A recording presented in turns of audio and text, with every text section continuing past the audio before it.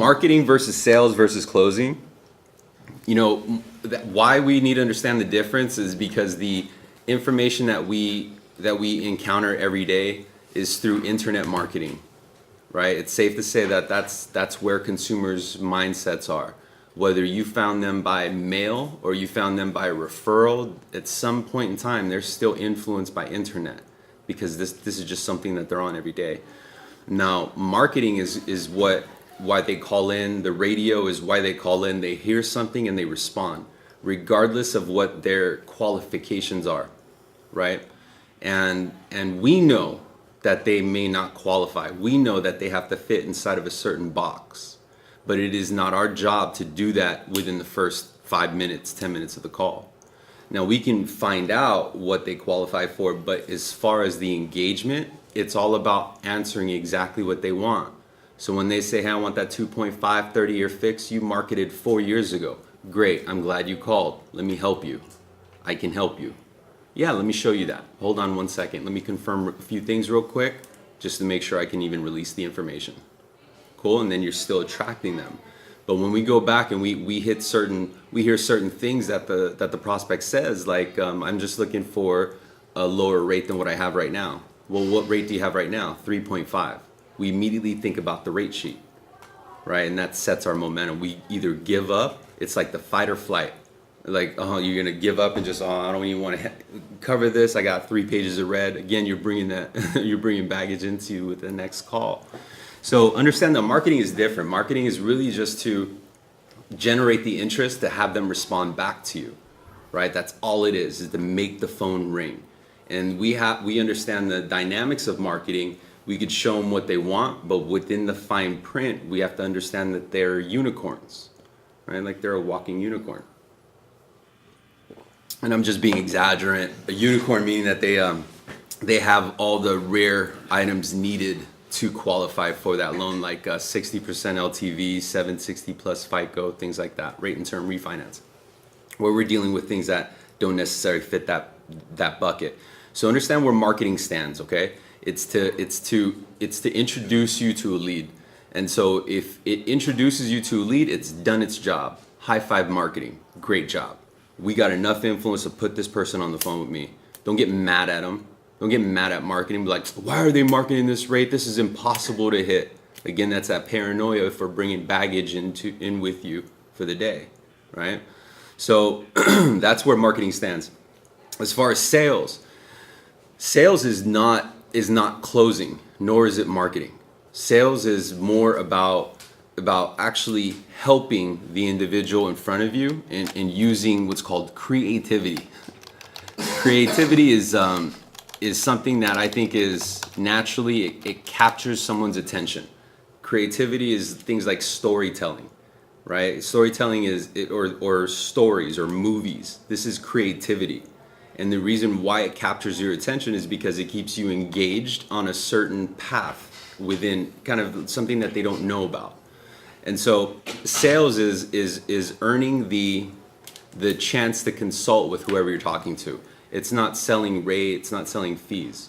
It's selling to keep you to earn your trust, right? Why you should pick me versus Loan Depot or Quicken Loans and things like that. So sales is different than marketing in closing, whereas closing is actually making a transaction. This is where you're actually going in for the kiss. Has nothing to do with selling, and it has nothing to do with marketing. If you can understand those three things, you'll understand why they play in a role and why they go in that order. And when you understand that marketing is just to introduce you, you won't be as negative going into that lead of someone responding back to a bank rate lead at 3.5, 30-year fix. Okay, because sometimes we'll go into a call thinking, man, now I got to explain 2% to this guy, 2% buy down. And then we start deciding how we communicate that information, right? But understand that has nothing to do with, all marketing is doing is just engaging in the phone call. So if they're asking for, a 2.5 or whatever obscene offer that they're asking for free, and they want it done in 30 days. They want it done with no paperwork. They don't want to give you their social. They just want to know that they can get it. You have to, this is where sales kicks in. No worries, let me help you. Before I ask any questions, I'm just going to make sure that you're even in the right spot. The reason why you're talking to me is because I'm authorized to give you this information, and when I do, it's going to apply to you. Here's the good news. I can't move forward unless I can help you. If I can help you, I'm going to show you exactly what I can do, and if I can't, I'm going to show you where to go, or I'm going to point you in the right direction. And that engages them. That's sales, right? So the property you're talking about, and then you extract the information, but you keep them moving forward until you have enough information to figure out if it fits within the 4 buckets you have. 4 buckets is Fannie Mae, Freddie Mac, FHA, or VA. If it doesn't fit within these buckets, and you know, a side note is if they call in for like a TCF and they're all, hey, I just want a standalone HELOC, I just want a standalone second. Some of us still will answer, and hey, we don't do standalone seconds, but what we do is cash out, and then they'll go into the conversation, which is great. It's true, but at the same time, understand you're losing their attention at no. Right? So it's just like the reason why when we pitch a loan, we don't start off with rate, because you lost them at rate. So whatever you say after rate, after saying the rate, they don't necessarily pay attention to. Think about it, right? If a sales guy has ever talked to you, like a car sales guy, and it says a payment you don't like, you don't pay attention to anything he's saying anymore. You're just thinking, and you're talking to your wife or your spouse. You've lost, this guy's just rambling. And I don't want you to do that, because that rambling is sales, okay? Or actually prepping up for the close.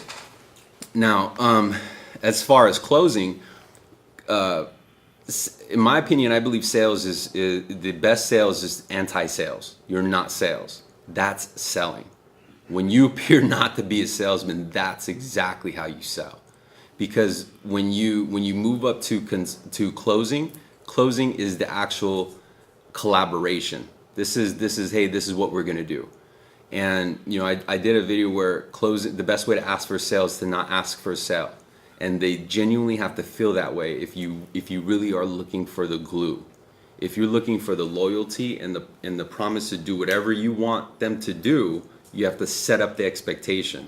Now, when I first heard that, I used to think, like, set up the expectation. What do? Do I send them an email that's bullet pointed and say, hey, you listen to me and do whatever I say, and you do it quickly? You know, do I do it in all capitals? Right? It's like, how do I set up this? How do I set up the expectation? And it actually had to do with how you sprinkled certain things into your conversation, such as the way you set up information, or the way you prep them for the next move. And so, like, for example, in the very first call, before you set it up, the marketing is what led you to the first conversation. The first conversation is sales. It does not, the closing does, in my opinion, should not happen in the first call. If it is, you're losing. If closing, meaning you're offering them rate, right? Like, you're offering them a transaction right now. Like, do you want to go? You're offering them too many details. I don't think it should be done in the first call. If you do have to give them a rate, and they're really bullying you, keep it to a range, mid to lows. That's what I like to say. You're looking to mid here to mid here. I don't know. I'm gonna actually tailor it out for you. Once I have the information, I'm gonna call you so we can tailor it out together. But I'm gonna send you over a consent to review this electronically. Go ahead and do that so you don't have to wait for it in the mail, and I can go over it with you sooner. I'm going to email that over to you right now, and that should be how to get your consent. I don't think any of us in here in this room has any problem with getting consents, but that's how you could tie that in and have them do it as part of the process. That's how you set up expectation, right? It's not saying, hey, after I release this phone call, you should grab your documents, be prepared to fax or email them, e-consent and e-sign. That's not setting the expectation. Setting the expectation is more or less kind of just pushing them in that process. Like, hey, this is, you know, I just emailed you, go ahead and give consent so I don't have to mail all these documents to your doorstep. That's setting expectation. Get it?